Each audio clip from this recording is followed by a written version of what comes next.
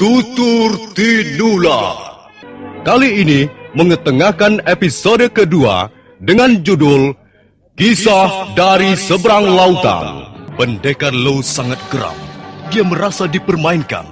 Karena itu, dia segera menyerang Aki Gumbrek. Orang tua yang ahli obat itu berteriak-teriak sambil berusaha menangkis pukulan.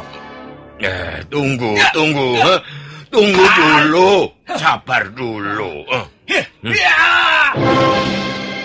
Jadi benar kau telah menculik istriku. Aku menculik istrimu bukan dengan maksud jahat. Aku ingin menolongnya. Kulihat istrimu sakit parah. Kalian sedang bertempur. Aku tahu Langkir dan Merakeh bukan orang baik-baik. Kupikir kau pun bukan orang baik-baik. Lalu aku membawa lari istrimu dan mengobatinya. Apakah aku salah? Kau jangan hanya bicara. Kau harus membuktikannya. Bagaimana aku percaya kau orang baik-baik? Itu bagaimana? Di desa ini banyak kutemui orang yang kelihatannya bermaksud baik, tapi nyatanya tidak. Aki? Aki? Kau sudah kembali? Hai, Mesin. Itu suara Mesin. Ya, itu suara istrimu.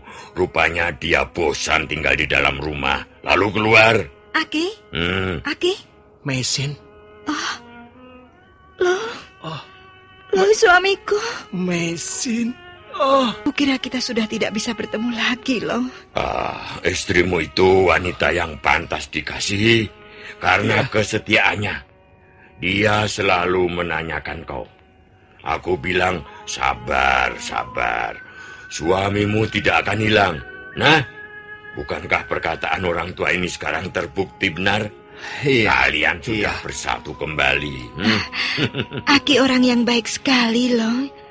Semula aku pikir tak ada orang yang baik selain keluarga kita di negeri leluhur. Tapi ternyata di negeri ini pun ada juga orang yang berhati emas. Aki inilah contohnya. Kau jangan terlalu memuji. Apa yang kulakukan ini biasa-biasa saja. Semua orang di negeri manapun mengenal peradaban. Sudah jamak menolong sesamanya. Aki, aku ingin minta maaf, Aki. Aku telah mempunyai penilaian yang salah mengenai Aki. Sudahlah, lupakan soal itu. Yang penting suami istri bisa berkumpul lagi. Kau tahu di mana kita berada sekarang ini, loh. Menurut Aki, kita sekarang berada di negeri Jawa. Kita sudah berada ribuan atau mungkin ratusan ribu pal jauhnya dari negeri kita, loh. Kalian tak perlu menyesalinya. Hidup manusia memang menurut angin yang bertiup. Kau benar, Aki. Benar. Kami sama sekali tak menduga bahwa akhirnya kami akan terbawa angin sampai ke negeri ini. Kalau daerah Nyaban ini termasuk wilayah kerajaan mana, Aki? Akhir-akhir ini ada perubahan besar di negeri ini. Belum lama terjadi huru-hara pemberontakan besar-besaran yang meruntuhkan kerajaan Singosari. Raja yang lama, Prabu Kertanegara, terbunuh. Kemudian Jayakatwang mengambil alih kekuasaan. Dan sekarang pemerintahan sudah mulai dipindahkan ke Kediri. Kalau begitu desa ini termasuk wilayah Kediri. Ya, wilayah Kediri. Di seluruh Jawa bagian timur ini, mulai dari Tuban, Japan, Pongging, Jongan sampai ke Situbondo, Blambangan, Sadeng, termasuk wilayah Kediri. Kalau desa Kurawan ini letaknya di mana, Aki? Kurawan? Aku pernah mendengar nama itu. Kurawan. Kalau tidak salah, letaknya di antara kaki Gunung Kelut dan Gunung Arjuno. Apakah masih jauh dari sini? Ya, cukup jauh. Harus melewati hutan tarik, kemudian menyeberangi bukit-bukit di kaki Gunung Penanggungan. Melewati kaki Gunung Anjasmara, baru akan tiba di Kurawan. Mengapa kalian menanyakan desa itu? Apakah kalian akan pergi ke sana? Punya keperluan di sana? Tidak, Aki, tidak. Kami tidak mempunyai tujuan yang pasti. Hanya barangkali ada sesuatu yang bisa kami lakukan di sana. Oh, begitu. Ayolah diminum. Iya. Istrimu merebus air asam. Dan ini ada sedikit ketela bakar. Lumayan untuk mengganjal perut. Loh, aku tidak melihat pedangmu. Di mana pedangmu, Loh? Aku tidak melihatnya. Itulah yang kupikirkan sekarang ini, Mesin. Pedang itu hilang ya? Iya. Pedang itu hilang diculik orang ketika aku menginap di rumah Minu. Mengapa bisa hilang, Loh? Ada apa? Kalian meributkan soal pedang? Iya, Aki. Aku mempunyai sebuah pedang yang sangat ampuh. Tapi sekarang pedang itu sudah di tangan orang. Itu tidak boleh terjadi, Loh. Ingat kata-kata Tuan Lanubaya sebelum menyerahkan pedang pusaka itu padamu. Kau harus menjaganya, melawatnya baik-baik, Loh. Jangan sampai jatuh ke tangan manusia yang berwatak jahat, karena akan bisa mendatangkan bencana yang besar. Ya. Sebentar. Kau tadi menyebut-nyebut nama Lanubaya. Pedang itu memang hasil ciptaan Tuan Lanubaya, Aki. Dan Tuan Lanubaya adalah warga desa Kurawan yang diculik dan dibawa ke negeri kami. Betul. Kaisar kami lalu menyuruhnya membuat senjata pusaka. Senjata itu selesai dibuat, tapi kemudian banyak komplotan di istana kaisar yang bermaksud jahat. Tuan Lanubaya lalu menyerahkan pedang pusaka itu pada Long, suami saya. Kami berdua terpaksa melarikan diri dalam kejaran tentara kaisar. Kami menumpangi perahu tongkang dan akhirnya terdampar di pantai Pulau Jawa ini. Betul, Aki. Apakah Aki kenal dengan Tuan Lanubaya? Di negeri ini memang banyak empu. Tukang membuat barang-barang pusaka.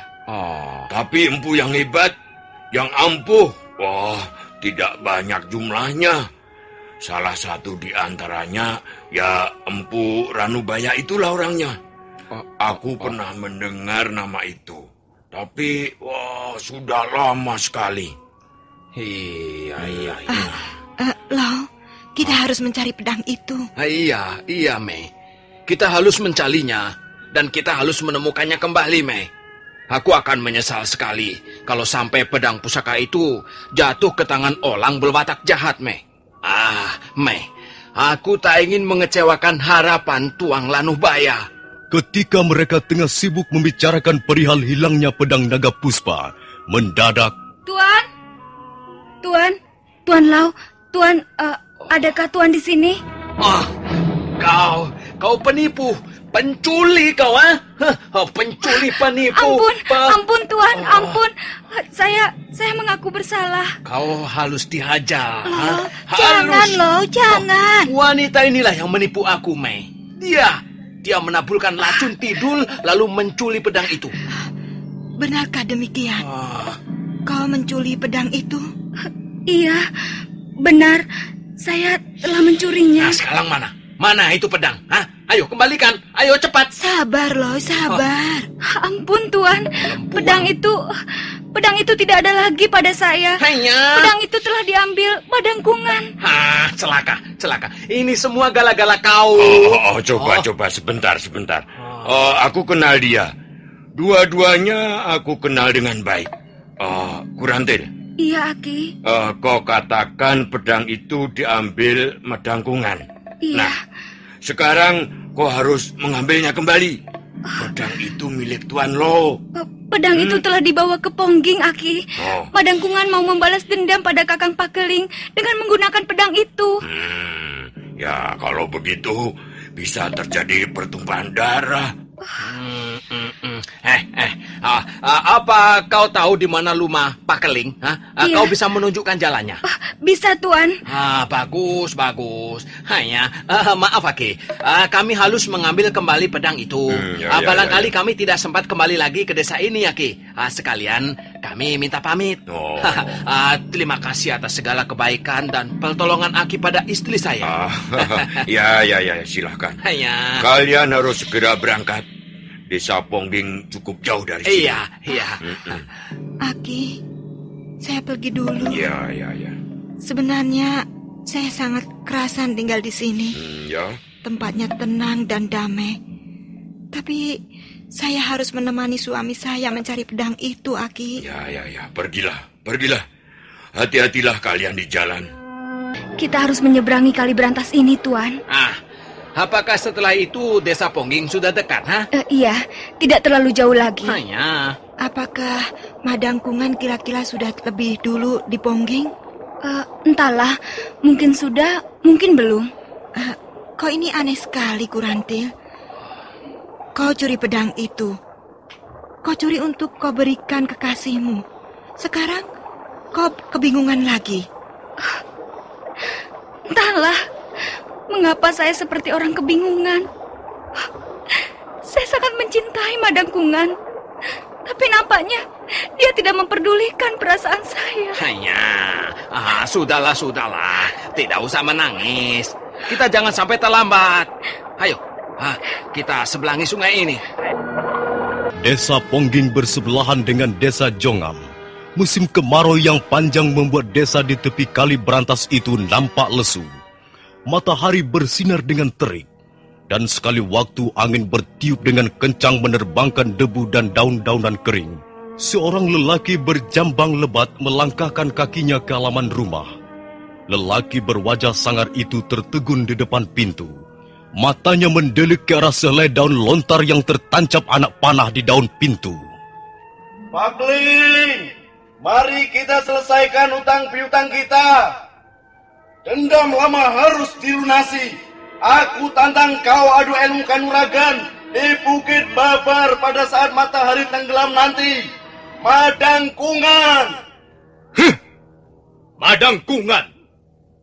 Apakah tulang belulangmu sudah sekeras baja dan kulitmu sekeras tembaga hingga kau berani menentang Pak Kaling? Akan kulayani tantanganmu. Siapa? Jangan keras-keras mengetok pintunya. Nanti rusak pintu rumahku. Siapa kau? Mengapa kau rusakkan pintu rumahku? Kau yang bernama Nyai Gelung. Ya benar. Saya Nyai Gelung. Kau pesinden desa Pongging yang terkenal. Cantik dan bersuara merdu itu. Rupanya benar juga anggapan orang. Kau memang cantik. Pantas Pak Kling tergila-gila padamu. Kau siapa? Dan apa maksudmu datang kemari? Aku Madangkungan. Madangkungan. Rasanya Pak Keling pernah menyebut-nyebut namamu. Bukankah kau pendekar dari desa Jaban? Bagus kalau Pak Keling belum lupa padaku. Dan kalaupun toh dia lupa, aku akan mengingatkannya. Kau belum mengatakan apa maksudmu datang kemari dan marah-marah di rumahku, Madangkungan. Aku hanya akan nitip pesan padamu. Pesan yang harus kau sampaikan pada Pak Keling. Pesan apa? Dengar. Kau lepaskan rambutku. Sakit. Katakan pada kekasihmu itu, dia jangan boleh kabur. Aku menunggunya di Bukit Babar pada saat matahari tenggelam nanti. Katakan pada Pak Keling, kalau sampai dia tidak datang nanti ke Bukit Babar, akan kubakar rumahnya. Setan alas Madangkungan. Tapi kau harus hati-hati, Kakang. Dia sepertinya telah menyiapkan diri. Apakah dia datang dengan kawan-kawannya? Tidak, dia datang berkuda, sendirian saja. Orang itu ingin mati rupanya. Biar dia berguru pada para dewa, dia tak akan bisa mengalahkan aku. Belum ada ceritanya pendekar Jaban menang berlaga dengan Pak Keling. 10 orang seperti Madangkungan, aku masih belum gentar. Karena itu sangat mengherankan. Mengapa dia berani menantang aku? Dia punya apa? Ilmu apa yang akan digunakan untuk menghadapi aku? Mungkin dia punya sesuatu yang bisa diandalkan, Kakang. Kita lihat saja nanti. Pak Keling atau Madangkungan yang akan memuntahkan darah?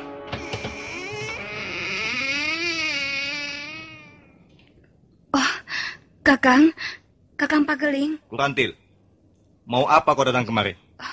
Madangkungan, dia mencarimu. Biar saja. Dia mau mencari kematiannya sendiri. Jangan, Kakang. Jangan sampai itu terjadi. Kurantil, kau tinggal memilih. Madangkungan, kekasihmu itu, atau Pakeling, saudara tuamu? Tidak. Lebih baik kau jangan melayaninya. Lebih baik hindarilah pertarungan ini. Mengapa? Mengapa? Aku tidak ingin melihat pertumpahan darah. Lebih baik kita mengalah. Kita memang bersalah. Lebih baik kau pergi bersembunyi, Kakang. Apa? Bersembunyi? Bersembunyi dan semua orang akan mengolok-olok aku. Kurantil, kau jangan ikut campur urusan ini. Memang sayang. Sayang sekali karena aku harus membunuh laki-laki yang kau sukai. Karena tak dapat lagi meredakan gejolak hati kakaknya yang terbakar hawa amarah akibat tantangan Madangkungan, Kurantil terpaksa pergi. Bersama pendekar Low dan Mesin, gadis Pongging itu lalu diam-diam mendahului pergi ke Bukit Mbabar. Matahari tengah kemerah-merahan ketika Pakeling keluar dari pintu rumahnya. Pendekar yang terkenal berangasan itu terus melangkah ke arah barat. Sinar matahari nampak semakin lemah, menyinari puncak hutan tarik yang lebat. Pakeling terus melangkah dengan tegap menuju puncak Bukit Mbabar. Sebilah pedang yang berukuran pendek tapi lebar terselip di pinggangnya. Dan setelah tiba di puncak bukit, dia menoleh ke kiri kanan. Bukit Mbabar nampak sepi sekali. Madangkungan! Ayo! Keluarlah! Ini Pakeling datang untuk memenuhi tantanganmu.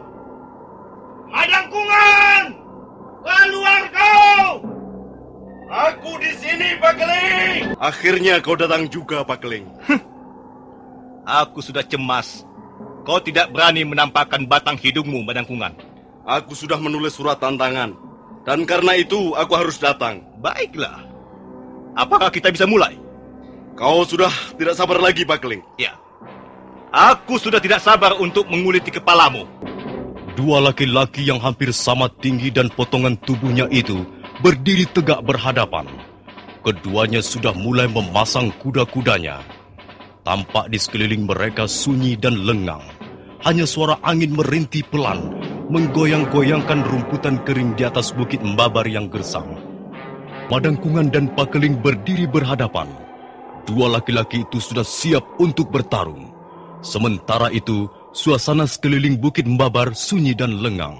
Apa kau sudah siap, Madangkungan? Agaknya kau sudah tidak sabar lagi, Pakeling.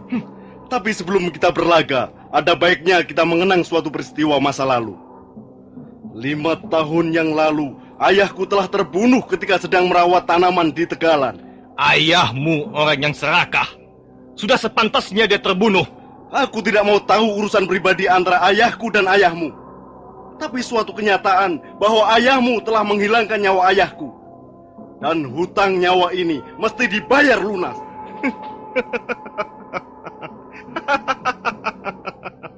Rupanya dendam lama itu masih cukup membara dalam dadamu, Madangkungan. Ya, 5 tahun belum cukup untuk menghapus dendam itu.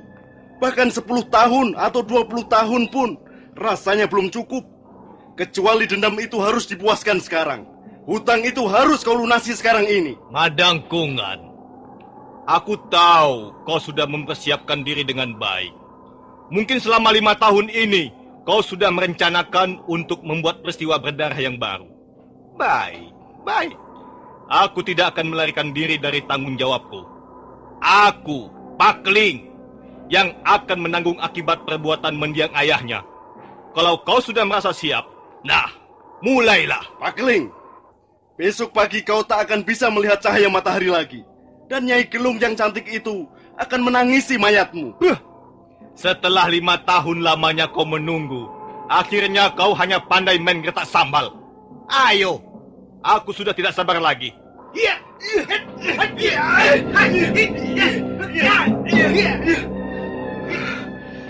Dan setelah 5 tahun ternyata kau tidak memperoleh kemajuan apa-apa, Pakeling.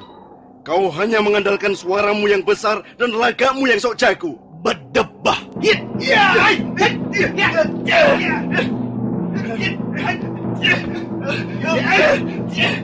Pakling terus merangsek.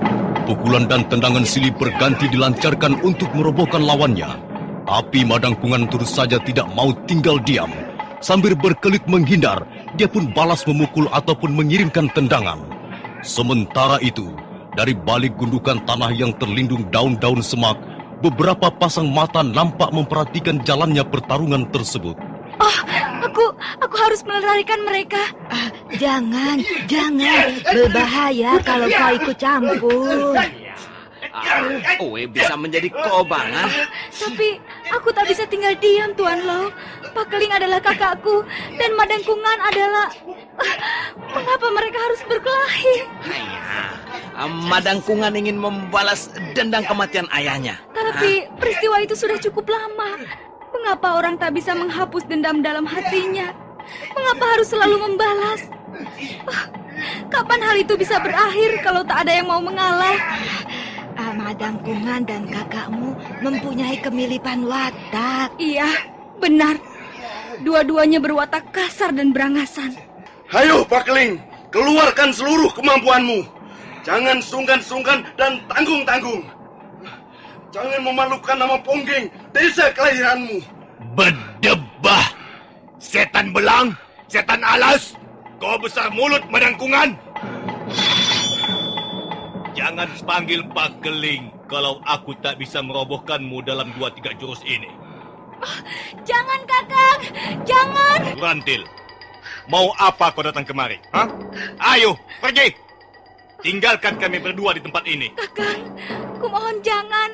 Sudahilah perselisihan ini. Apa maksudmu? Hah? Apa kau suruh aku menyerah pada si pendekar kelas 3 itu? Jangan begitu, Kakang. Semua pendekar sama saja. Mereka hanya dibedakan oleh kemampuan masing-masing. Dan setiap orang punya kelemahannya sendiri-sendiri. Kurantil, minggirlah. Jangan ganggu kami. Apakah setiap masalah harus diselesaikan dengan pertikaian ujung pedang? Tak bisakah kalian mengendalikan diri? Kurantil, kami adalah laki-laki. Biarkanlah kami menyelesaikan masalah ini secara laki-laki. Kau perempuan, tidak sepatutnya kau ikut campur. Pergilah. Aku tak ingin darah tumpah di antara kita. Hutang piutang harus dibayar lunas. Itulah soalnya.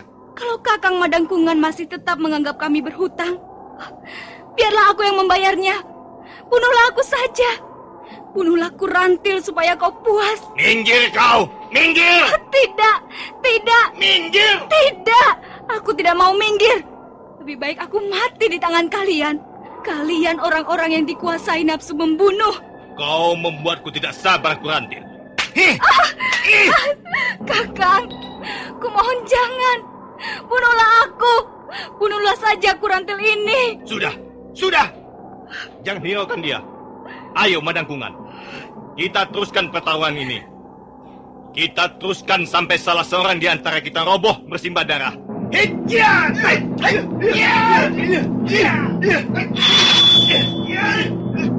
Dengan pedang pendeknya yang lebar dan tebal seperti pisau pemotong tulang, Pakling terus memburu Madangkungan. Pakling memang sangat ahli memainkan senjata itu dengan jurus-jurus pedang pendek warisan ayahnya. Untuk sesaat lamanya, Madangkungan hanya mampu bertahan dengan berkelit, menepis atau menghindari sambaran pedang.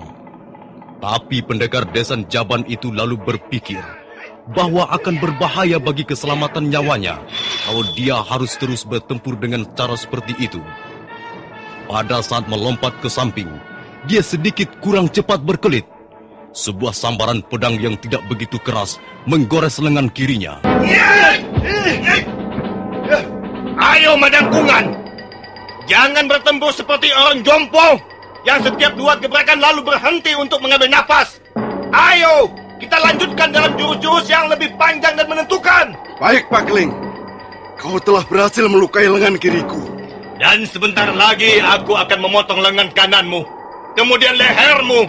Apakah keinginanmu itu tidak terlalu muluk-muluk, Pakling? Kupikir tidak. Baiklah. Karena kau sudah mencabut pedangmu, maka sekarang aku pun akan menggunakan pedangku. Sambil menyeringai dingin, Madangkungan pelan-pelan mencabut pedang naga puspa. Pakeling mundur selangkah sambil ternganga begitu melihat apa yang ada dalam genggaman lawannya. Madangkungan berdiri tegak sambil menatap tajam. Cahaya merah yang keluar dari gagang pedang di tangan Madangkungan membuat suatu tontonan yang aneh, sekaligus menyeramkan di atas puncak Bukit Mbabar. Oh, senjata apa yang dibawa Madangkungan itu? Apakah dia sudah bersahabat dengan iblis hingga memperoleh senjata seperti itu?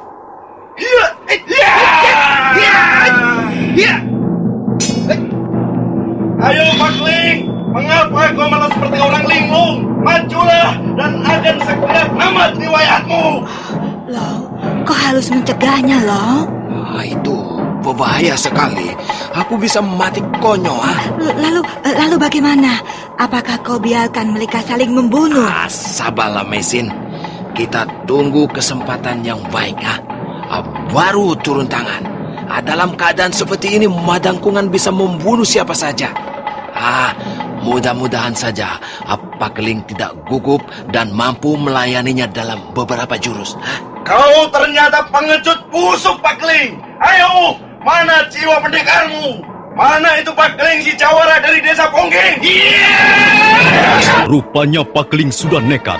Dia tak tahan mendengar hinaan Madangkungan yang terlalu kasar. Karena itu dia terus menyerbu dengan gencar. Setiap benturan pedang, tangannya serasa tersengat ke tonggeng. Tapi dia tidak ambil peduli. Dan dia terus menyerang dengan membabi buta. Sementara itu, Madangkungan nampak mulai terpengaruh daya pedang yang semakin lama semakin kuat. Tubuhnya menggigil dan matanya menjadi liar dan ganas. Tiba-tiba dia melompat mundur selangkah.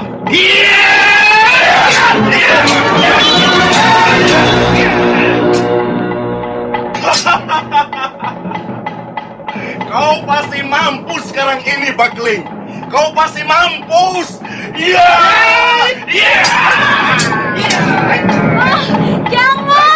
Jangan Kakang.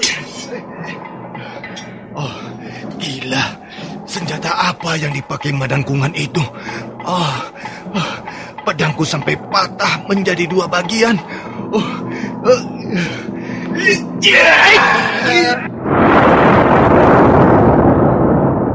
Jangan kabur kau, Pakling.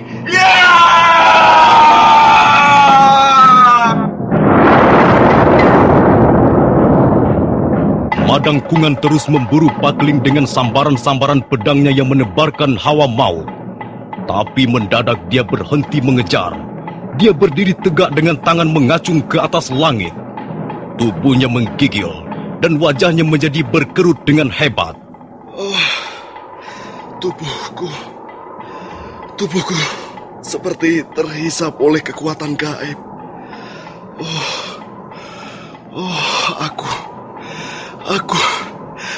Aku lemas sekali. Dadaku sesak. Dadaku seperti mau meledak.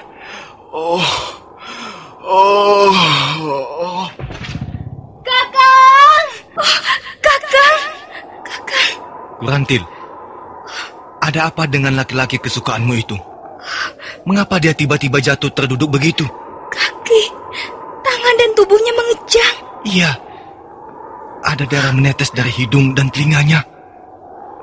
Ada apa dia sebenarnya?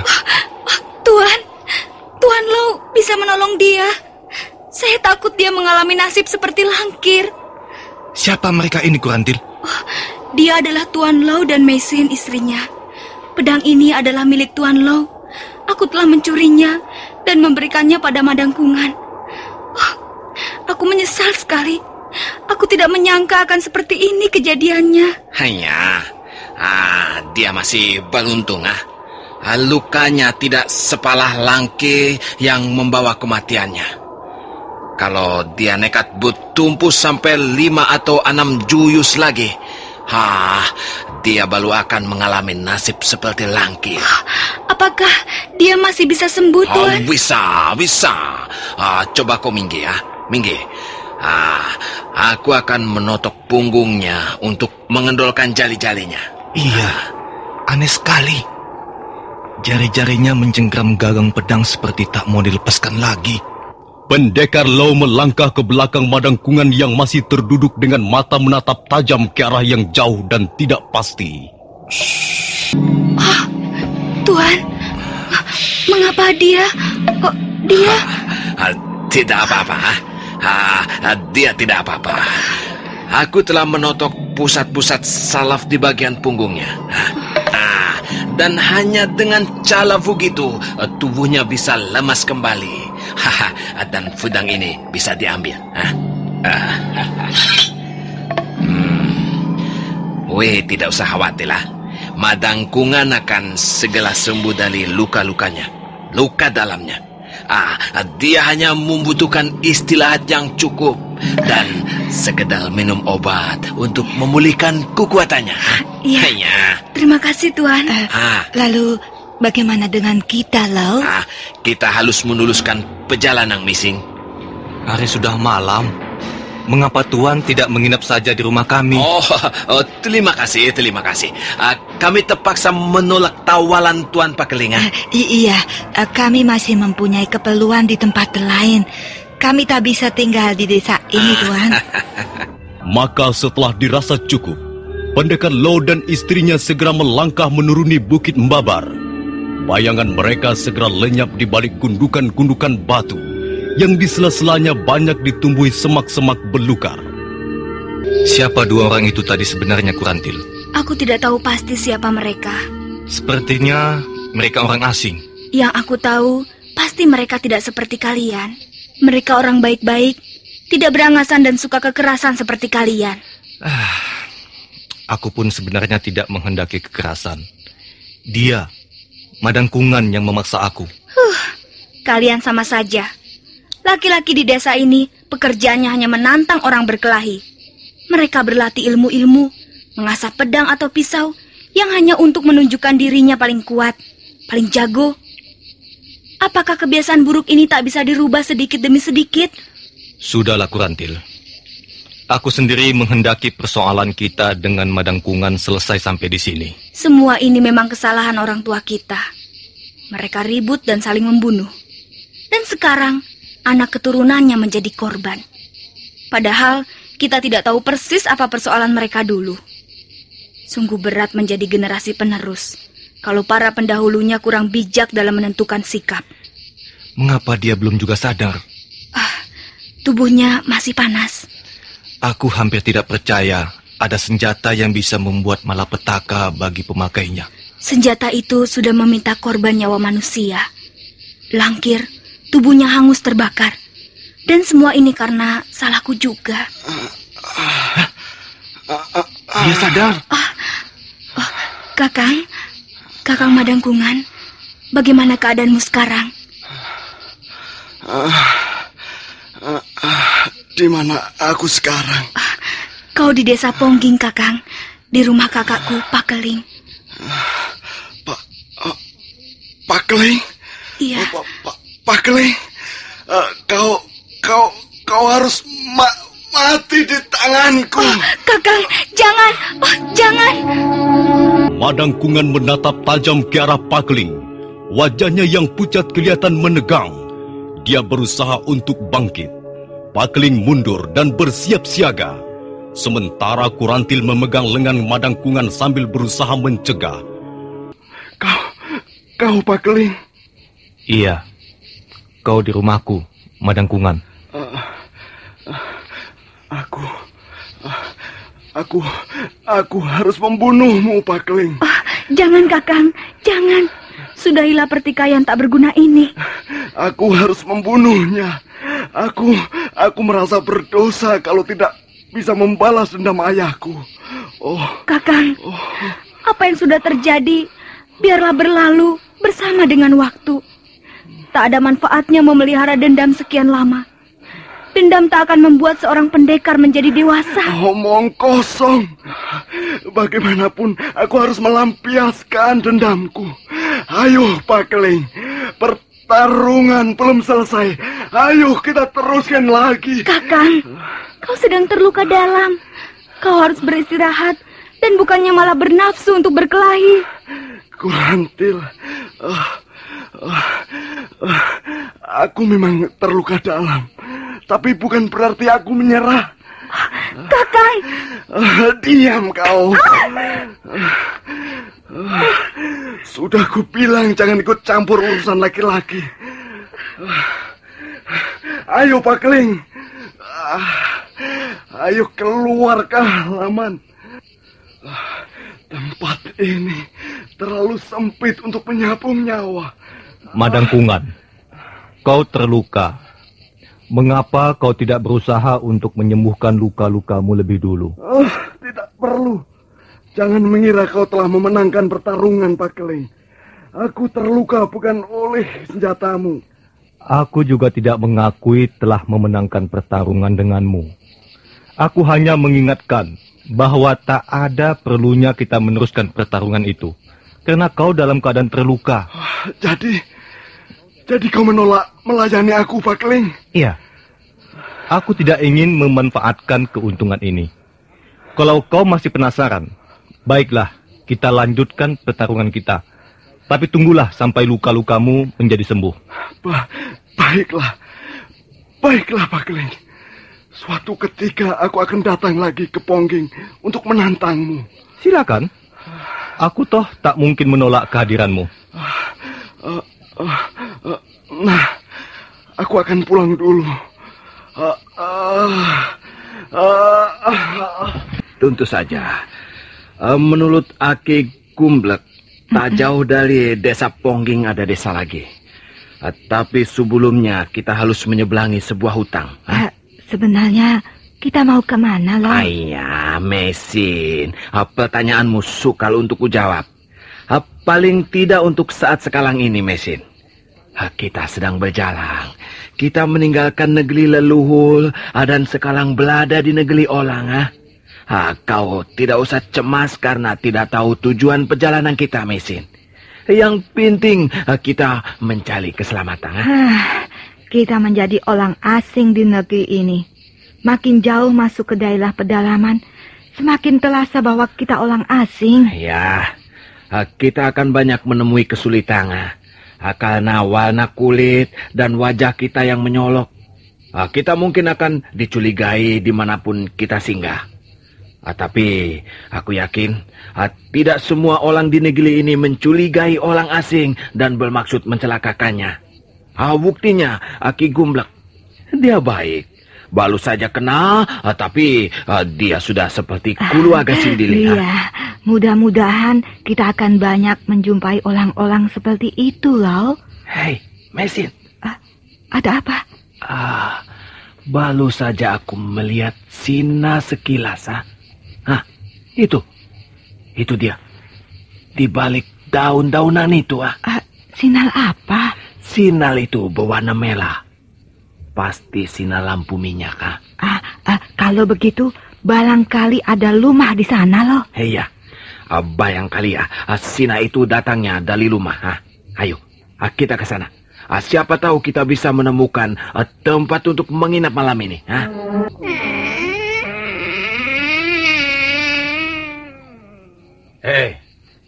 Ada perlu apa? Maaf, Bapak. Kami kemalaman di jalan. Apakah kami bisa numpang tidung balang semalam saja? Numpang tidur? Ya. Kalian mau tidur di mana? Rumahku ini kecil sekali. Dan aku tidak mempunyai tempat tidur yang pantas. Yang penting kami bisa membalingkan tubuh, Pak. Kami hanya membutuhkan istirahat malam ini saja. Besok pagi kami sudah akan melanjutkan perjalanan. Iya. Kalau begitu baiklah. Silakan masuk. Terima kasih. Terima kasih. Sepertinya kalian ini bukan berasal dari negeri kami. Betul. Memang, Pak, memang. Kami berasal dari negeri yang jauh dari negeri Bapak ini. Tanah leluhur kami adalah daratan Mongolia. Ribuan kilometer dari tempat ini. Aneh sekali. Tidak pernah ku dengar ada orang bepergian sejauh itu dari negeri nenek moyangnya. Kami memang suka juga berpergian jauh, tapi paling banter ke kota Singasari atau Kediri, atau kota-kota lain di negeri kami sendiri. Apa yang kalian cari sebenarnya? Entahlah, apa sebenarnya yang kami cari di negeri ini. Kami sendiri juga tidak tahu. Loh, ini lebih aneh lagi. Lalu tujuan kalian mau kemana? Kami berdua mau ke desa Kulawang. Kurawang. Iya. Di kaki Gunung Anjasmara. Iya. Apakah masih jauh dari sini desa Kulawang itu, Pak? Iya. Masih jauh juga. Barangkali 2 hari perjalanan dengan kaki baru akan tiba di desa itu. Ada yang kalian cari di desa Kurawan itu? Sanak famili barangkali? Atau siapa? Tidak, Pak, tidak. Kami tidak mencari siapa-siapa. Tapi barangkali ada yang bisa kami lakukan jika sudah tiba di desa Kulawang. Oh iya, Pak. Kalau daerah ini termasuk desa mana, Pak? Rasanya sepi sekali. Tak ada lagi sepotong rumah pun nampak. Ya. Memang di sini tak ada rumah lagi. Daerah ini termasuk hutan tarik.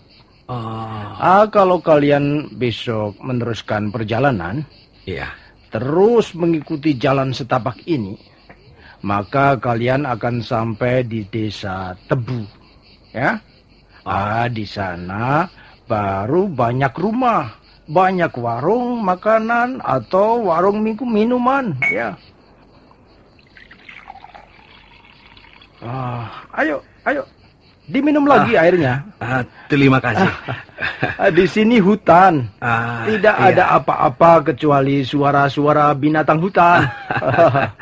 Ayo. Ini air gula aren yang aku deres sendiri. Lumayan buat menghangatkan badan. Terima kasih, Pak. Terima kasih. Ayo habiskan saja. Ayo. Itu ketela bakar itu, ya. Iya. Masih hangat itu. Makan saja. Iya. Tidur pulas di atas tumpukan jerami dan tikar daun pandan yang sudah robek di sana sini. Pendekar Lau menyusul tidur tak lama kemudian. Tapi dia nampak gelisah dalam tidurnya. Mendadak, lewat tengah malam, dia tergagap bangun. Mesin. Ada apa, Lau? Aku masih mengantuk. Bangunlah. Ada sesuatu yang tidak beres, Ada sesuatu yang tidak beres? Apa maksudmu? Dia tidak ada di tempat tidurnya. Maksudku orang desa itu diam-diam telah pergi. Kelihatannya dia bukan orang yang mudah untuk dipercaya begitu saja. Apakah sudah lama orang itu pergi, Lau? Aku tidak tahu. Aku memang tidak bisa tidur pulas. Aku gelisah.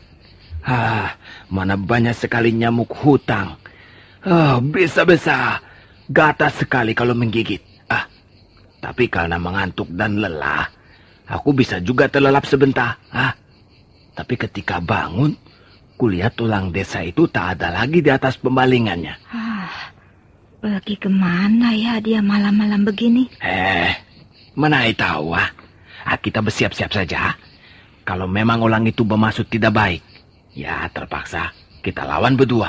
Tapi Lau, kalau bisa jangan sampai kau gunakan lagi pedangmu itu, Lau. Kita berada di negeri orang. Janganlah kita melibatkan diri dalam peristiwa-peristiwa pembunuhan berdarah. Aku mendengar ada delap kaki kuda menuju kemari. Pasti orang desa itu datang bersama kawannya. Aku mendengar ada delap 2 ekor kuda. Hai, orang-orang asing! Keluar kau! Jangan enak-enak tidur di rumah orang! Keluar! Lau, kita menemukan kesulitan lagi, Lau. Kita tidak perlu takut menghadapi kesulitan. Kesulitan ada di mana-mana. Kalian jangan pura-pura tidak mendengar. Keluar kalian. Kalau tidak, kami akan masuk dan meringkus kalian. Mesin, ayo kita keluar. Hati-hati, Lau. Kami sudah keluar. Apa maksud kalian, Begitu lebih bagus. Jadi kalian tidak perlu mempersulit tugas yang dibebankan pada kami. Lihatlah, bukankah yang satu itu pemilik gubuk yang kita pakai menginap? Oh iya. Iya benar. Namaku Tambir. Dan ini temanku, Puye. Ada maksud apa? Hoe membawa temanmu kemari, Hei, jangan bertanya begitu. Aku bebas membawa siapa saja ke gubukku ini. Tapi mengapa kau pergi dengan diam-diam meninggalkan kami yang sedang tidur? Mengapa kau tanyakan juga soal itu? Aku bebas pergi kemana saja aku suka dan kapan saja. Tapi, ya, karena pertanyaan harus dijawab, maka aku tidak keberatan untuk menjawabnya. Hai, dengar. Aku pergi memanggil temanku dengan diam-diam karena suatu tugas rahasia. Tugas rahasia? Sudah sejak semula aku memang mencurigaimu.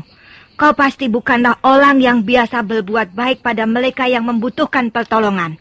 Jangan ngomong sembarangan. Kamilah yang semestinya mencurigai kalian. Kalian jelas bukan penduduk desa di sekitar sini. Bahkan menurut temanku Tambir, kalian berasal dari negeri seberang lautan. Nah, bukankah kalian pantas kami curigai? Iya. Kami berdua memang orang asing di negeri ini. Karena itu, kami mencurigai kalian. Tapi kami tidak melakukan apa-apa. Kami tidak berbuat kejahatan. Itu soal nanti. Yang penting, sekarang kalian harus menurut pada kami. Tunggu dulu. Apa yang kau maksudkan dengan menurut? Kalian akan kami tangkap. Dan selanjutnya, kalian akan kami bawa ke rumah Rake Dukut. Siapa Rake Dukut? Alah, jangan banyak bertanya. Nanti kalian akan tahu sendiri siapa Rake Dukut. Tapi kami harus tahu siapa orang yang bermaksud menangkap kami, Temanku Tambir sudah berkata, kalian tidak perlu tahu. Apa masih belum jelas? Belum tahu maksudnya? Maaf. Kalau kami tidak tahu persis siapa Rake Dukut dan dengan alasan apa kami ditangkap, kami terpaksa tidak menerima begitu saja. Jadi dengan kata lain, kalian mau melawan, begitu? Boleh juga dikatakan begitu. Hati-hati, Mesin. Tambir, kita terpaksa mengambil jalan kekerasan. Iya, kalau memang begitu, apa salahnya? Ayo, kita sergap mereka.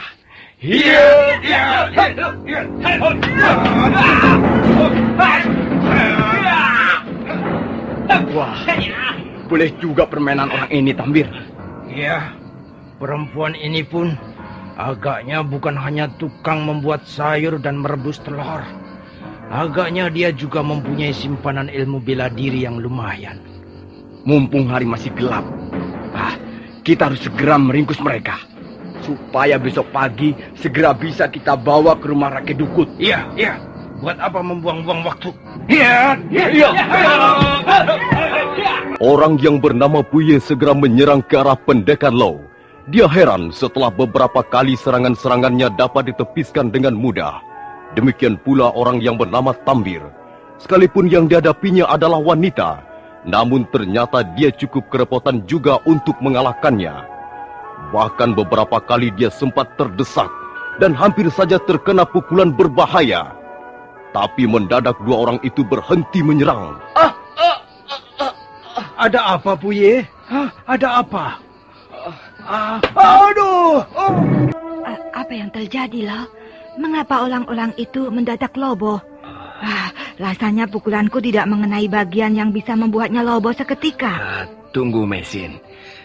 Jangan-jangan dia hanya berpula-pula dan bermaksud menjebak kita. Tapi kelihatannya dia bersungguh-sungguh. Mereka mendekap ulu hatinya sebelum terjun ke lobo. Baiklah, akan kulihat dulu, ha. Kau tunggu di situ, ha. Bagaimana, Lol? Kemarilah, Mesin. Bukankah dia bersungguh-sungguh? Iya. Lupanya malaikat tidak berpula-pula, ha. Dua-duanya roboh seketika. Coba kau lihat ulu hatinya. Agak gosong dan memal seperti terkena pukulan kelas.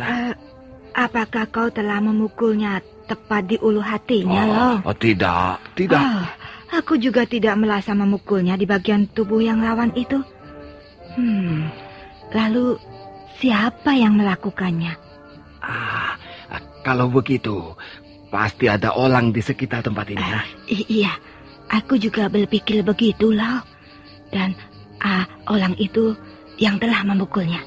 Bukan memukulnya, tapi melemparnya dengan batu-batu dari jarak jauh. Iya. Tapi apa maksudnya ya? Apakah dia bermaksud menolong kita? Itu belum bisa dipastikan. Yang jelas orang itu mempunyai tingkat kepandaian yang tinggi. Dengan lemparan batu dari jarak yang cukup jauh, orang itu bisa melobohkan pendekar-pendekar seperti Puye dan Tambi. Itu dia orangnya, Lol. Tunggu! Siapa orang itu, Lol? Mana kita tahu, Mesin. Yang jelas dia mempunyai kemampuan yang cukup tinggi. Kalau dia bersahabat dengan kita, maka tak ada soal. Tapi kalau dia memusuhi kita, barangkali aku terpaksa menarik kembali pedang naga puspa ini. Pendekar Law dan Mesin untuk sesaat lamanya tak bisa berbuat sesuatu. Sementara orang berkuda itu telah lenyap dalam kegelapan hutan. Hanya suara tapak kaki kudanya yang masih terdengar di kejauhan berderap dan bergema karena pantulan bukit-bukit. Nah, para pendengar sekalian, bagaimana kisah selanjutnya? Apa yang akan dialami oleh sepasang suami istri itu? Dan siapa penunggang kuda yang berkemampuan tinggi itu? Silahkan menanti seri berikutnya. Sampai jumpa.